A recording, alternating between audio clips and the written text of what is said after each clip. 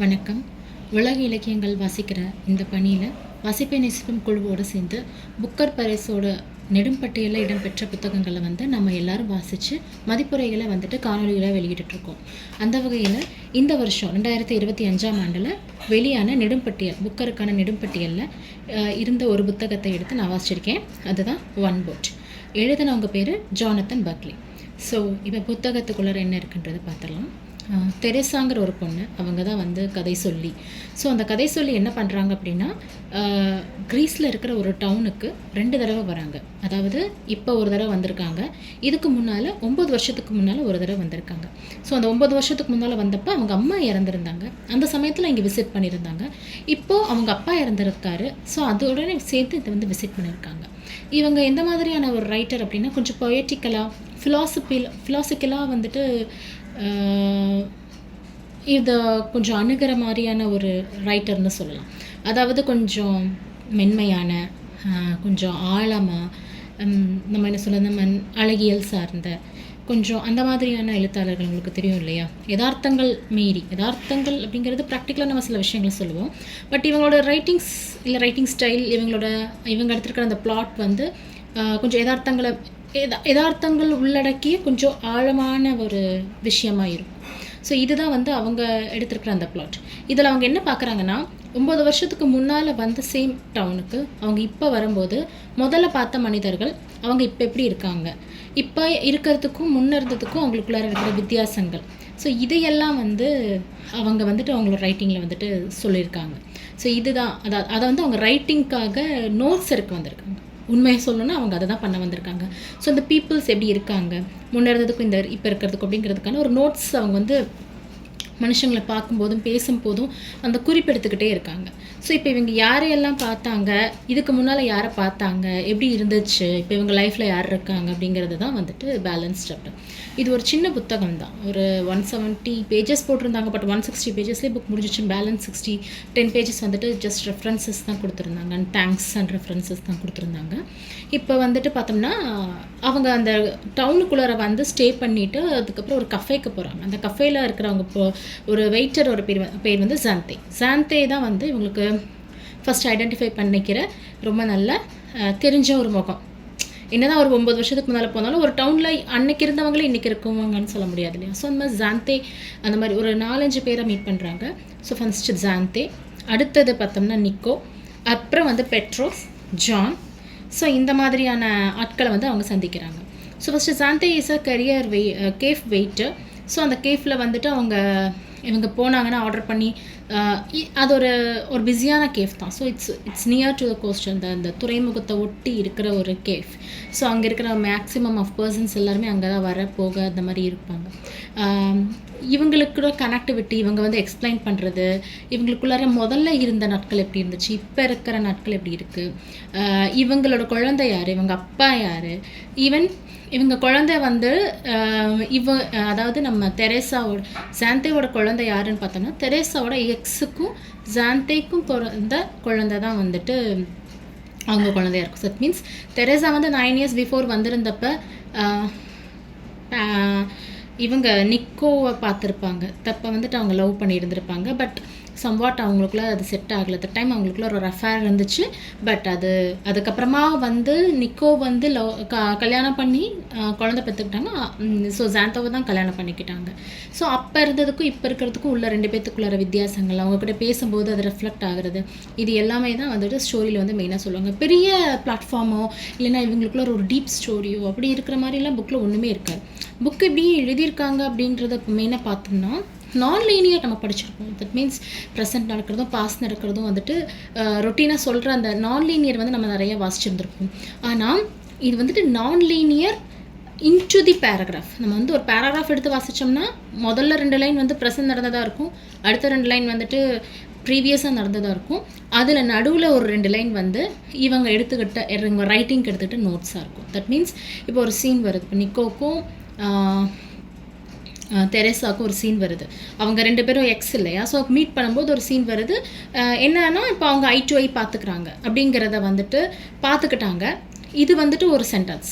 So அடுத்தது அவங்க ரைட்டிங்காக அந்த சீன்லேருந்து எடுத்துக்கிட்ட கண்டென்ட்டையும் அப்படியே ஃபாலோடாக எழுதுகிறாங்க.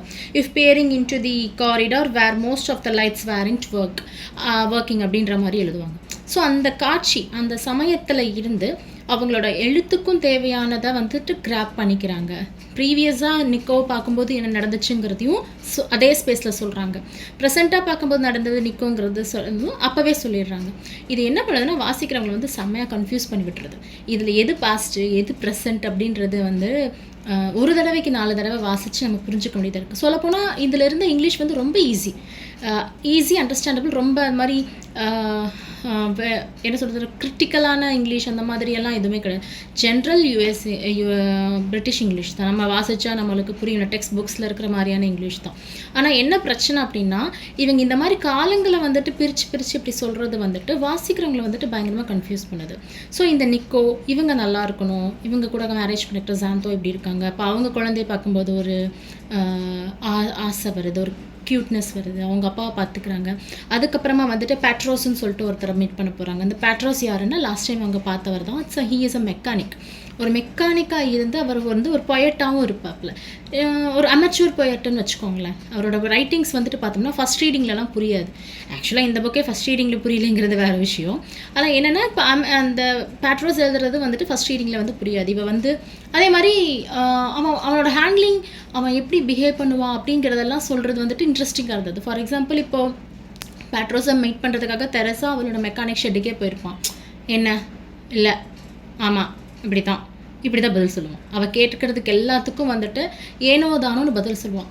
அந்த மனுஷங்க என்ன மாதிரி வேணாலும் பதில் சொன்னாலும் இவ பொறுமையாக அவங்கக்கிட்ட இருந்து சின்ன சின்ன விஷயங்களையும் அந்த மூமெண்ட்ஸையும் அந்த அவங்க ஏன் அதெல்லாம் சொல்கிறாங்க அப்படிங்கிறதையும் கேப்சர் பண்ணுறதையும் இதாக இருந்துச்சு.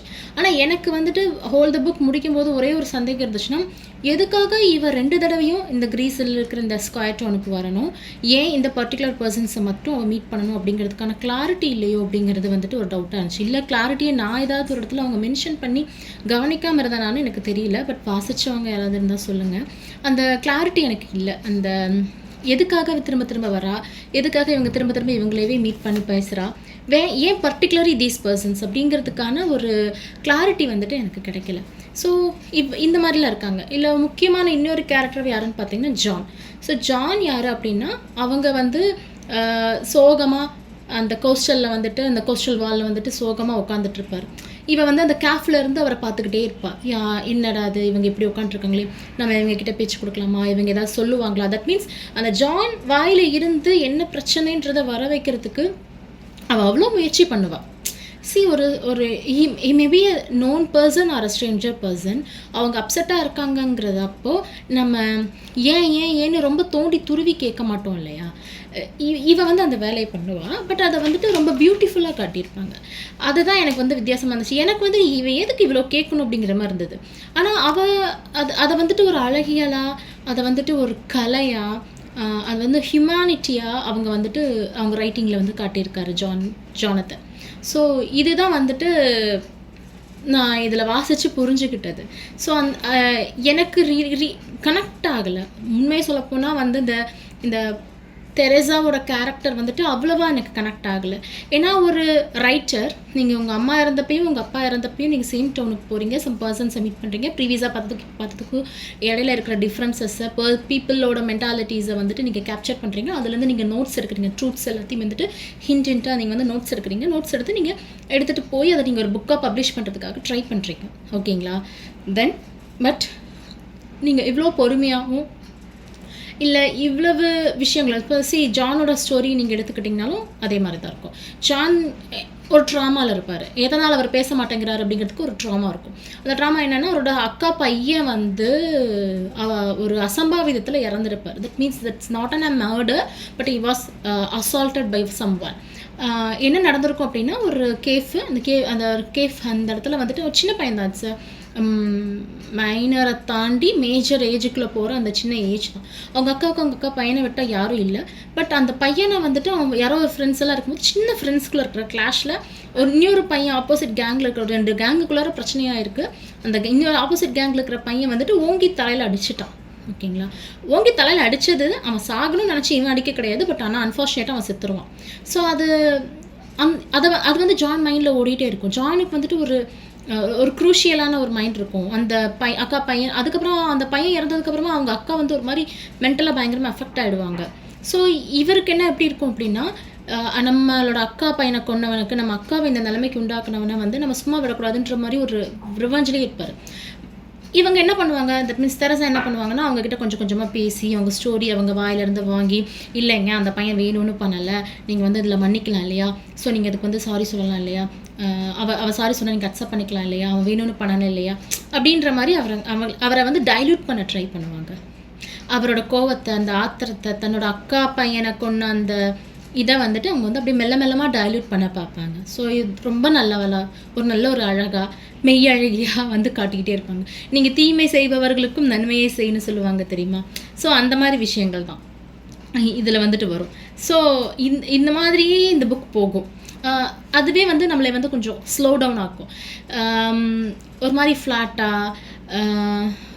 நமக்கு ஒரு சில திரைப்படங்களெல்லாம் பார்க்கும்போது ராம் திரைப்படங்களா இருக்கட்டும். ராம் திரைப்படங்களே கொஞ்சம் இதெல்லாம் இருக்கும். முதல்ல வந்துட்டு பார்த்தோம்னா, அப்படியே அமைதியா எல்லாரும் நல்லவங்களா இருப்பாங்க. படத்துல பார்த்தோம்னா எல்லாருமே நல்லவங்களா இருப்பாங்க. எல்லாருமே பாவமா இருக்காங்க. ஒரு ஒரு அமைதியான நதியில இலை வந்து மிதந்து போற மாரியே வந்து மொத்த கதையும் போகும். இந்த புத்தகமும் அப்படித்தான். மொத்த கதையும் போகும். ஸோ இவங்க அந்த ஆரம்பத்திலேருந்து இவங்க மீட் பண்ண அந்த சாந்தே, நீக்கோ, பெட்ரோஸ், ஜான் இவங்க கிட்ட இருந்து எல்லாம் கலெக்ட் பண்ண அந்த நோட்ஸ். ஸோ பேச அவங்க வந்து நோட்ஸ் எடுத்துகிட்டே இருப்பாங்க. இவங்க பேசுகிறது எல்லாமே நோட்ஸ்லாம் நம்ம வாசிக்கும் போதே தெரிஞ்சிடும். ஸோ அந்த இட்டாலிக்காக எழுதியிருக்கிற பிரிண்டாக இருக்கிறது வந்துட்டு நம்ம அவங்களோட நோட்ஸு அவங்க அதை ரைட்டிங்காக எடுத்திருக்காங்கலாம். ஸோ அந்த நோட்ஸ் எல்லாம் எடுத்துகிட்டு she came back to England. So லண்டனுக்கு வராங்க. லண்டனில் இவங்களோட பார்ட்னர் வந்துட்டு இருக்கிறாரு. அவரோட பேர் பேட்ரிக். ஸோ பேட்ரிக் ஆல்சோ தெரசாவோட செகண்ட் பார்ட்னர் தான். First partner was Tom. So என்னென்னா பேட்ரிக்கும் ஒரு ரைட்டர். ஸோ அவர் ஆல்ரெடி வந்துட்டு கதைப்படி புக்கர் லாங் லிஸ்ட்டில் வந்து பிளேஸ் ஆன ஒரு writer. So he knows very well. இவன் என்ன பண்ணுறான்னா, இவன் கலெக்ட் பண்ணியிருக்கிற இந்த திங்ஸ் எல்லாத்தையும் எடுத்துகிட்டு போய் பேட்ரிக் கிட்ட கொடுத்து எடிட் பண்ண சொல்கிறான். ஸோ அந்த ரைட்டிங்ஸ் எல்லாத்தையும் கலெக்ட் பண்ணி, ஸோ அவனுக்கு வந்து இதெல்லாம் உண்மைதானா, நீ பார்த்தது நீ அனுபவிச்சதே கம்ப்ளீட்லி ட்ரூத். அவள் எதை கவனிச்சாலோ, எதை பார்த்தாலோ, எதை அப்சர்வ் பண்ணாலோ அது எல்லாத்தையுமே வந்துட்டு அந்த நோட்ஸாகவே எடுத்திருப்பாள். அவர் வந்து அதை எடிட் பண்ணி இது வந்து ஒரு புக்காக ரிலீஸ் பண்ணணும் அப்படிங்கிறது தான் இவங்களோட இந்த விஷயம். ஸோ ஒன் போட் அப்படிங்கிற அந்த ஹெட்டிங்க்கு வந்துட்டு என்ன பண்ணுறதுன்னா, ஸோ அந்த போட்டில் அவங்க கூட ட்ராவல் பண்ணவங்களோட கதைகள் அல்லது அது மூலிமா தனக்கு கிடைத்த படிப்பினைகள் அப்படின்னு சொல்லலாம். ஸோ பேட்ரோஸ் அவரோட பேக்ரவுண்ட்ஸ், அதுக்கப்புறமா இவங்க வந்து இது எப்படி புக்காக கொண்டு வராங்கங்கிறதோட இந்த புத்தகம் வந்துட்டு நிறைவடையுது. இவ்வளோ தான் இந்த புத்தகத்தில். இதில் நம்ம வந்து கவனிக்க வேண்டிய விஷயம் என்னென்னா, நீங்கள் ஒரு லெசன் இருக்கும். லெசன் மீன்ஸ் ஒரு சீன்லேருந்து ஒரு ரைட்டிங்க்கான கண்டென்ட்டை எப்படி எடுக்கலாம் அப்படிங்கிறத ஒரு தியரிட்டிக்கலாக இங்கே கொடுத்துருப்பாங்க. தட் மீன்ஸ் நம்ம வந்து இப்படி எழுதுதல் பற்றிய குறிப்பு அப்படின்னு கூட சொல்லலாம். இப்போ நீங்கள் எழுதணும்னு முடிவு பண்ணிட்டீங்க. இப்போ ஒரு காட்சி இருக்குது, இல்லை ஒரு சம்பவம் இருக்குது, நமக்கு ஒரு கதையை வந்து நம்ம கேள்விப்படுறோம். அந்த கேள்விப்படுறதுலேருந்து நம்ம என்ன கற்றுக்கிட்டோம், நம்ம இதை எப்படி எழுதுவோம் அப்படின்னு அந்த நரேஷன் வந்துட்டு அவங்க அந்த ஸ்பாட்லேயே வந்து சொல்லுவாங்க. ஸோ இதுதான் இருக்கும். அதே மாதிரி ஃபிலாசபிக்கலாக நிறையா பேசியிருப்பாங்க. தட் மீன்ஸ் ஒரு சீனில் ஒரு வரி இல்லை 2 வரி தான் டயலாக் இருக்கும்.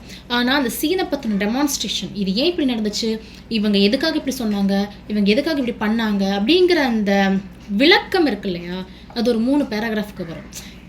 இவ்வளோதான் புக்கே சின்னது. அந்த புக்கில் வந்த வசனங்கள் அதை விட கம்மி. அந்த வசனங்களுக்கு நியாயம் சொல்கிறதுக்கே இவங்களுக்கு வந்துட்டு நிறையா எடுத்துருந்தது. So personally it's very slow. And Booker long லிஸ்ட்டில் வந்தது எதுக்காக அப்படின்னா, இந்த ரைட்டிங் ஸ்டைலுக்காக வேணால் இருக்கலாம். ஆனால் இந்த ஸ்டைல் பிடிக்கலையான்னு கேட்டால் எனக்கு பிடிக்கல. ஒரு நான்லீனியர்ஸ் நம்ம நிறைய படிச்சிருக்கோம். ஆனால் இது நான்லீனியர்லேயே வந்துட்டு இன்சைடாக இன்னொரு அந்த ஸ்க்ரைபிங் எல்லாம் வருது இல்லையா, ஸ்க்ரைபிங் அண்ட் ரெக்கார்ட்ஸ் எல்லாம் வருது இல்லையா. ஸோ அது வந்து நம்மளுக்கு வந்து என்ன ஆகுதுன்னா, கதாபாத்திரங்களோட வந்துட்டு ஒன்றிணையவே முடியல. ஸோ வாட் நெக்ஸ்ட் அப்படின்னு சொல்லி நம்ம படிக்கணும் இல்லையா, அந்த இடம் வந்துட்டு எனக்கு மிஸ் ஆன மாதிரி இருந்தது. என்ன பண்ணியிருப்பேன், இன்னொருத்தவங்களை பார்த்துருப்பா, அவங்க கதையை கேட்டிருப்பா, ப்ரீ ஜட்ஜ்மெண்ட்டே நமக்கு வந்துடும். எதுவும் நடந்திருக்காது. ஒரு அட்வென்ச்சர், ஒரு ட்விஸ்ட் அண்ட் டர்ன்ஸ் எதுவுமே இருக்காது. It's completely flat. ஸோ ஒரு ஆர்வம் மிகுதியிலே இல்லாம ஒரு வாசிச்சேன். ஈவன் நான் இதுக்கு முன்னால சில புத்தகங்கள் ஆங்கிலமோ, தமிழோ வாசிச்சாலும், என்ன நடக்கும் அப்படிங்கிற அந்த ஆர்வத்த தூண்டுறது தான் வந்து அ அந்த ரைட்டிங் பவர்ன்னு சொல்லலாம். ஈவன் அது ஒண்ணுமே இல்லன்னா கூட, நெக்ஸ்ட் இதுல பெருசா ஒண்ணுமே இல்லன்னா கூட, இந்த இந்த பார்ட்லேருந்து நம்ம அந்த அந்த இடத்துக்கு மூவ் ஆகுறதுக்கு அந்த ஆர்வத்த தூண்டுற விதமா அவங்க ஒரு டிரான்ஸ்ஃபர்மேஷன் குடுக்கணும் இல்லையா? எனக்கு இந்த புக்ல வந்துட்டு அதுவுமே மிஸ் ஆச்சு. அதுதான் வந்து எனக்கு டிசப்பாயின்ட்மெண்ட்டா இருந்தது. மத்தபடி வந்து இது குறும்பட்டியல்ல ஷார்ட் லிஸ்ட்ல வருமான்னு கேட்டா சந்தேகம் தான். பட் லாங் லிஸ்ட்ல வந்துட்டு ஃபர்ஸ்ட் அனௌன்ஸ் பண்ணது ஒன் போட்டுன்னு சொல்லி கேள்விப்பட்டேன். எனக்கு இந்த மிஸ்ட்ரி தான் புரியல. ஒருவேளை இதுல வேற ஏதாவது நான் கவனிக்காம விட்டுருக்கலாம். இத ஏற்கனவே வாசிச்சவங்க வந்து அத கவனிச்சிருந்துருக்கலாம். நான் ரெஃபரன்ஸஸ்லாம் எடுத்து பார்த்தேன். சில வீடியோஸஸ்லாம் பார்த்தேன். Peoples are disappointed like me only. So அதனால இது ஓரளவு நான் கரெக்ட்டா தான் வந்துட்டு ஜட்ஜ் பண்ணியிருக்கேன்னு நெனைக்கிறேன். நன்றி. வணக்கம்.